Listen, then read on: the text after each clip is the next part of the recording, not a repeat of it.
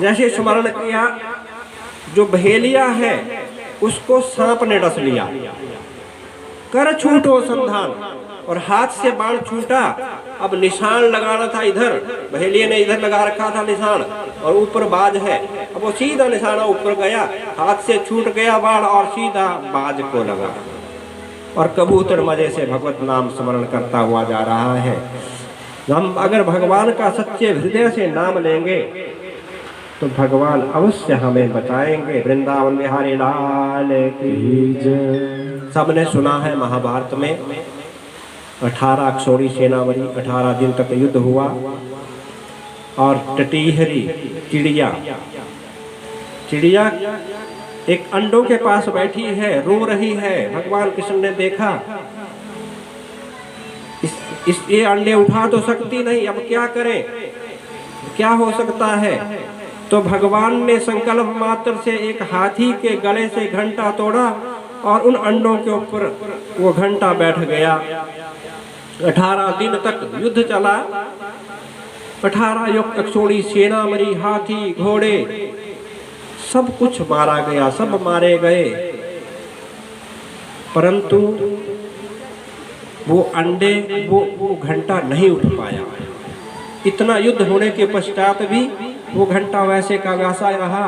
जब युद्ध की समाप्ति हुई, भगवान जा रहे थे, भगवान ने सोचा अगर अब तक तो बचा लिया है, अगर अब इस घंटे को सीधा नहीं करूंगा तब तो ये अंडे यहीं खराब हो जाएंगे, वो तो निकल नहीं सकेंगे।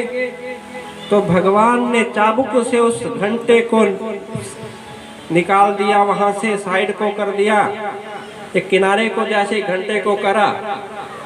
तो अर्जुन ने देखा नीचे अंडे हैं। अर्जुन बड़ा हैरान हुआ। अर्जुन ने पूछा, प्रभु इन अंडों को किसने बचाया? भगवान ने कहा, अर्जुन इन अंडों को उसी ने बचाया जिसने तुझे बचाया। अगर आप मेरी शरण में ना आए होते, अगर आप मेरी शरण में नहीं आए होते अर्जुन, तो भीष्म पितामह के बाणों से कोई नहीं बच सकता था, कोई नहीं बच सकता था, क्योंकि वो अखंड ब्रह्मचारी थे। उनके बाणों से अगर आप बचे हो तो मेरी कारण बचे हो। इसलिए और इन अंडों को बचा के मैंने दुनिया को ये दिखाया है कि जो मेरा बन जाता है, जो मेरा बन जाता है उसको मैं अपने पास बुला लेता हूँ, उसको मैं अपनी शरण में कर लेता हूँ। अब श्रीमद् भागवत में पहला चरित्र का वर्णन है। जल्दी से जल्दी कथाओं को करना पड़ेगा। भगवान का जन्म है। हिरण्यकश्यपु जो दिति की संतान है, द्वितीय पुत्र, एक जन्म, दो भाई हुए हैं। पहले जन्म में जय और विजय, हिरण्याक्ष और हिरण्यकश्यपु बने। हिरण्याक्ष की कथा आपने पहले सुनी। हिरण्यकश्यपु ने त्रिलोक्य पर विजय प्राप्त की। अब क्या चाहता है हिरण्यकश्यपु कि मैं अमर हो जाऊं, मैं अमर हो जाऊं, ये इच्छा है मन में। इस कारण से हिरण्यकश्यपु ने वन में जाने का निश्चय किया।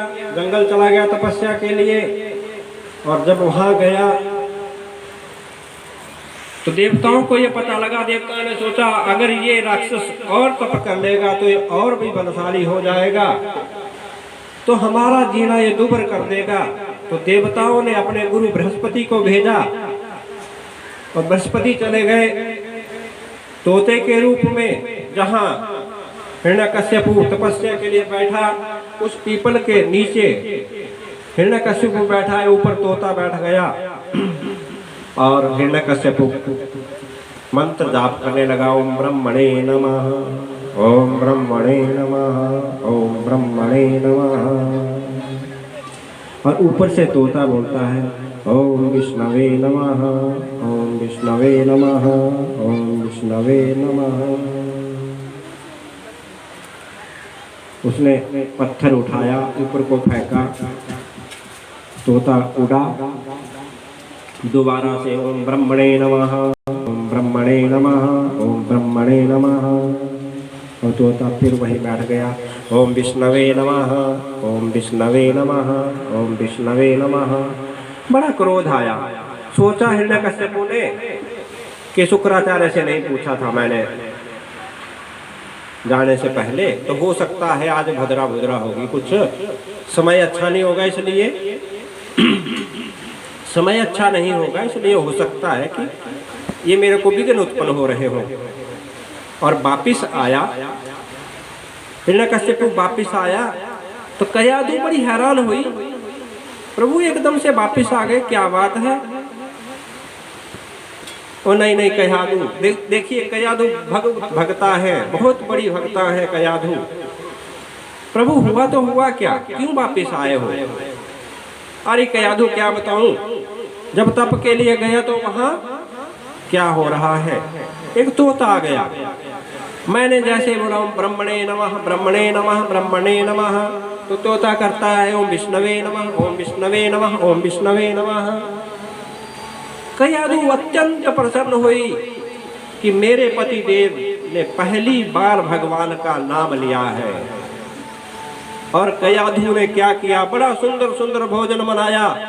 ठीक है पतिदेव, कोई बात नहीं, पर हुआ कैसे ऐसा, क्या बोल रहा था वो कयाधु छोड़ प्रयोग बोल रहा था विष्णवे नमः, विष्णवे नमः, इस तरीके से 2-3 बार फिर बनवा लिया, भोजन बनाया। फिर प्रभु तो आपने उड़ाया ना उसको? अरे कयाधु उड़ाया था भाई, 1 बार उड़ाया, 2 बार उड़ाया, बार बार से वो विष्णवे नमः, विष्णवे नमः, विष्णु, इस तरीके से पूरी रात भगवान का भजन होता रहा हिरण्यकश्यपु के द्वारा। और उसी दिन कयाधु गर्भवती हो गई, उसी दिन कयाधु गर्भवती हुई है। अगले दिन हिरण्यकश्यपु चले गए और तप करना प्रारंभ कर दिया। अंत में ब्रह्मा जी प्रकट हुए। ब्रह्मा जी ने वरदान देने के लिए ब्रह्मा जी आए तो ब्रह्मा जी ने कहा हिरण्यकश्यपु मांगो, क्या मांगते हो? हे ब्रह्मदेव, मैं अजर अमर हो जाऊं, मैं मरूं ही नहीं। ब्रह्म ने कहा देखो हिरण्यकश्यपु, मरना तो सबको पड़ता है, जो आया है उसको जाना पड़ेगा, तो कोई और वरदान मांग ले। अच्छा तो एक वरदान दो, मैं ना दिन में रात मरूं, ना रात में मरूं, ना संध्या समय में, कैसे समय, किसी भी समय नहीं मरूं। बोलने का मतलब है इतना घेर लिया, ना मनुष्य से मरूं, ना राक्षस से मरूं, ना देवताओं से मरूं, ना दैत्यों से मरूं, और ना पृथ्वी के ऊपर मरूं, ना आकाश के ऊपर मरूं, आकाश में भी नहीं मरूं। तो ब्रह्मा जी ने कहा तथास्तु। हिरण्यकश्यपु ने कहा भगवान आप तो फंस गए, जब मैं कहीं मरूंगा ही नहीं। तो ब्रह्मा जी ने कहा ये तो विधि का खेल है, जैसे होना होगा वैसा होके रहेगा। हिरण्यकश्यपु वापस आया, कोई राम नाम नहीं ले सकता, यज्ञ दान सब बंद हो गए। प्रहलाद की उत्पत्ति हुई है। जब प्रहलाद थोड़ा बड़ा हुआ तो प्रहलाद को पढ़ने के लिए गुरुकुल में भेजा। संड और अर्मक सुखदेव जो शुक्राचार्य के पुत्र हैं उनके पास भेजा, और शुक्राचार्य के पुत्रों ने पढ़ाना प्रारंभ किया। परंतु क्या करते प्रहलाद, जैसे ही समय मिलता सारे सहपाठियों को समझाते केवल मात्र भगवान का नाम ही बड़ा है और कुछ नहीं है। अब पढ़ कर आए, जब पढ़ के आए तो पिता ने बड़े प्यार से गोदी में बिठाया और पूछा बेटा क्या क्या पढ़ के आए हो, बेटा क्या क्या पढ़ के आए हो?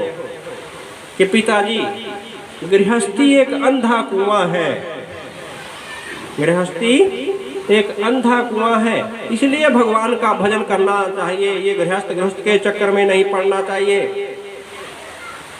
तो संड अर्मक को बुलाया हिरण्यकश्यप ने और कहा दोबारा से लेके जाओ, क्या पढ़ा रहे हो आप, क्या शिक्षा देते हो। देखिए गुरु के साथ, गुरु को के साथ कभी क्रोध से बात नहीं करनी चाहिए। वृंदावन बिहारी लाल की जय। क्रोध से बात करी, अब गुरुपुत्रों ने क्या वो दोबारा ले गए, कोई बात नहीं और पढ़ाते हैं। दूसरी बार जब पढ़ के आए तो फिर पिताजी ने गोदी में उठाया और पिताजी अब की बार तो मैं बड़ा अच्छा पढ़ के आया हूँ, आप सुनेंगे तो आप हैरान रह जाएंगे। वृंदावन बिहारी लाल की। अरे भाई ये बच्चे हैं, इनकी तरफ क्या देखते हो, इनका अपना मजा है, इनका अपना आनंद है। दूसरी बार जब गोदी में प्रेम के ऊपर बिठाया तो क्या कहा प्रहलाद ने, पिताजी ईश्वर को पाने के 9 रास्ते हैं, ईश्वर को पाने के 9 रास्ते हैं, एक भी चुन लो बेड़ा पार हो जाएगा। श्रवणं कीर्तनं स्मरणं पाद सेवनम वंदनम दास्य भावश्च सखा। भगवान को जीवन अर्पित कर देना, श्रवण कीर्तन मनन, ये सब 9 रास्ते बताए गए। बड़ा क्रोध आया, फेंक दिया दूर प्रहलाद को गोदी से और कहा, अपने सिपाहियों से कहा इसको काट दो, इसको जीवित नहीं छोड़ना। जैसे ही तलवार हो गया, गर्म खंबे से लिपटाया गया तो खंभा भी ठंडा पड़ गया, क्योंकि प्रहलाद को हर जगह भगवान दिखते हैं, प्रहलाद को हर जगह भगवान ही भगवान दिखते हैं। तो पिता ने कहा नाम छोड़ दे, छोड़ दूंगा, बख्श लूंगा तुझे। नहीं पिताजी, जिसने अब तक बचाया है उसका नाम छोड़ दूं। उसके बाद प्रहलाद के साथ जो घटना घटी, बुआ, प्रहलाद की बुआ ढूंढा नाम की राक्षसी, जो हिरण्यकश्यप की बहन है, जिसे होलिका भी कहा गया है। तो होलिका से कहा गया कि तू इसको मार। उसने बोला भाई साहब ये तो काम ही थोड़ा सा है। और होलिका ने मारने की कोशिश करी और उस आग में होलिका जल गई और वो जो चद्दर है वो प्रहलाद के शरीर के साथ लिपट गई। वो होलिका भी मारी गई। अब प्रहलाद ने कहा पिताजी आप सुधर जाओ। हिरण्यकश्यप ने कहा तू सुधर जा, तेरे को छोड़ूंगा नहीं। हाथी के पैर के नीचे दिया गया, पहाड़ से फेंकवाया गया, सर्पों से डसवाया गया। अच्छा अब भी नहीं तू डर रहा है? नहीं नहीं पिताजी, मैं क्यों डरूंगा। खड्ग छोड़ दी। देखिए पुत्र को मारना बड़ा कठिन होता है। वह गदा उठाई, सोचा मैं ऐसा ना हो कि मैं गुण देख के कहीं मेरा हृदय पिघल जाए, तो गदा उठा ली। और फिर भी कोशिश यही कर रहा है, सुधर जा सुधर जा। बता इस खंबे में भी तेरा भगवान है? हाँ हाँ इस खंबे में मेरा भगवान है। तो मेरे को तो दिख नहीं रहा है, मेरे को तो दिख नहीं रहा है, इसमें मेरे को दिख रहा है। उस गदा से पूरे जोर से प्रहार किया हिरण्यकश्यप ने उस स्तंभ के ऊपर। वहां से जैसे ही स्तंभ के ऊपर प्रहार किया, नृसिंह भगवान प्रकट हुए, जिनका सारा शरीर नर का है, आधा शरीर नर का है और आधा सिंह का है। वृंदावन बिहारी लाल की जय, नरसिंह भगवान की जय। वो समुद्र है, ये सब कुछ इसी में छुपा हुआ है। हम जब इसका मंथन करते हैं तो सबसे पहले जहर बाहर आता है, और जब जहर निकल जाता है तो फिर रत्न ही रत्न बच जाते हैं, फिर अच्छी अच्छी चीजें निकलती हैं शरीर से। जब तक जहर नहीं निकलेगा तब तक हमारा शरीर शुद्ध नहीं होगा। राम सिया राम। सिया राम जय जय राम। मुदिता मथय विचार मथानी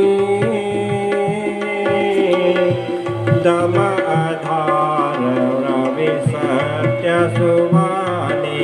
राम सिया राम जय जय राम। राम सिया राम जय जय राम।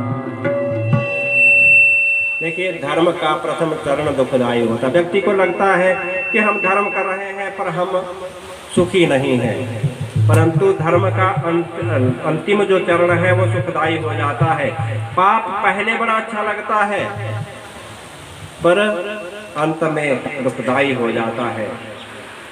इसलिए जब समुद्र मंथन हुआ तो पहले जहर निकला, और जहर किसको दिया गया? शंकर को। भवानी शंकरो वंदे श्रद्धा विश्वास रूपिणो। जहर कौन पी सकता है? जो शंकर हो, जो दुनिया को शांति देने वाला व्यक्ति है। अगर उसको कोई गाड़ी देगा तो सहन करेगा, कोई बात नहीं, बोल दिया तो बोल दिया, कोई बात नहीं। जहर केवल मात्र शंकर पी सकते हैं। देखिए, भजन करते करते अगर दुख आए तो व्यक्ति को घबराना नहीं चाहिए, और भजन करते करते अगर नोट बरसने लग जाए तो उनमें लुभाना नहीं चाहिए। वृंदावन में हरि नाम की राजा के यहाँ तो जैसे ही पेटी उठाने लगा तो राजा के शब्द पड़े उसके कानों में। वो अपनी पत्नी से राजा कह रहा है कि देख देख प्रिय,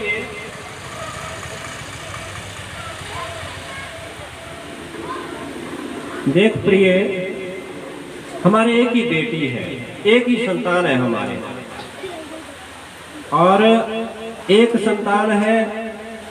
हम चाहते हैं कि कोई अच्छा सा, कोई योग्य सा वर मिल जाए इसके लिए। तो उस वर के पास उसको राज्य देकर हम यहाँ से निकल लेंगे। कहाँ? भगवत भजन के लिए हम निकल जाएंगे यहाँ से। भगवत भजन के लिए कोई सात्विक व्यक्ति मिल जाए। अगले दिन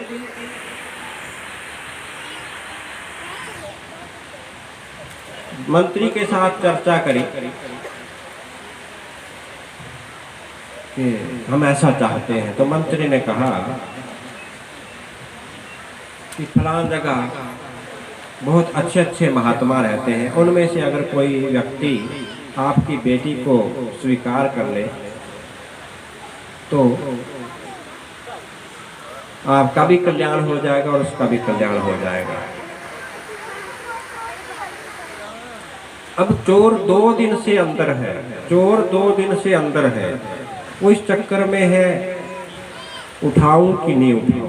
तो दूसरे दिन दोबारा से पति पत्नी चर्चा कर रहे हैं, ठीक है कल सुबह जाएंगे हम, अच्छा जैसा लड़का देखेंगे, जो जवान जैसा महात्मा उसको दे देंगे लड़की। तो उसने सोचा मैं अभी जवान ही हूँ, क्यों ना मैं नकली नकली दाढ़ी लगा के बैठ जाऊं, और नकली दाढ़ी लगा के उन साधुओं के से किनारे जैसे बैठ गया और बड़ा अच्छी कंठी माला धारण करके बैठ गया, भजन करने लग गया प्रभु का।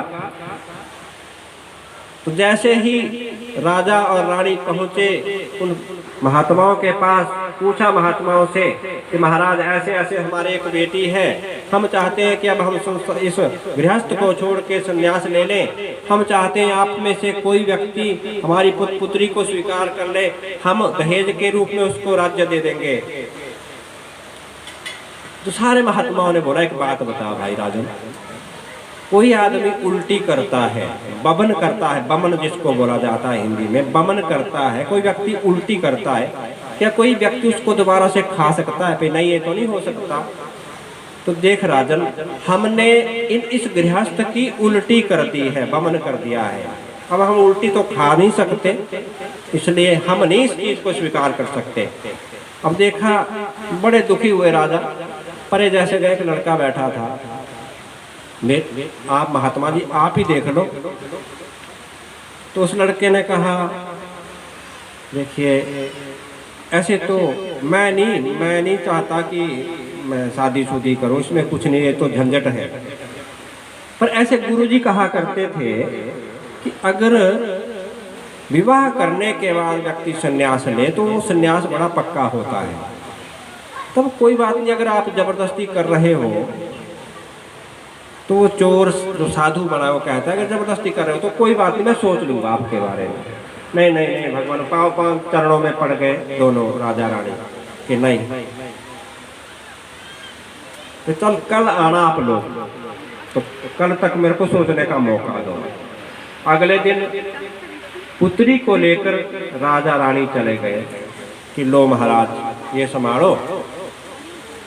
अब देखिए वो चोर जो महात्मा, नकली महात्मा बन के बैठा था, उस देखो व्यक्ति का की जो पोशाक है ना वो भी कई बार बदलवा देती है सब कुछ।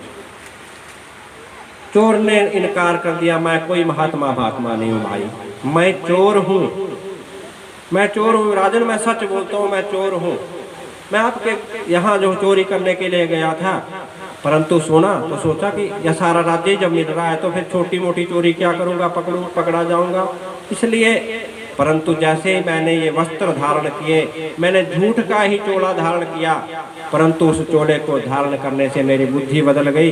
हे राजन, मैं सच में ही चोर हूँ, मैं आपकी पुत्री को स्वीकार नहीं कर सकता, क्योंकि नकली महात्मा बनकर जब मुझे इतना कुछ मिल गया तो आज से तो मैंने छोड़ दिया सब कुछ, और आज से मैं सच में ही महात्मा बन गया। वृंदावन बिहारी लाल की जय।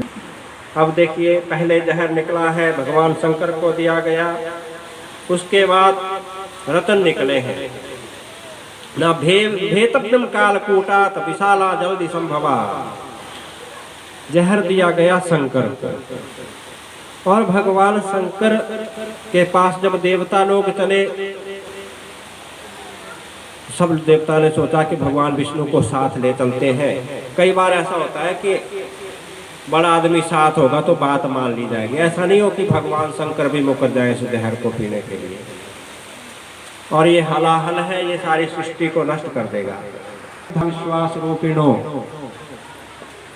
भगवान शंकर ने इशारा किया पार्वती अम्बा की तरफ। पार्वती अम्बा ने कहा महाराज पी जाओ, क्योंकि पार्वती अम्बा को पता है कि ये शंकर है, ये अविनाशी है,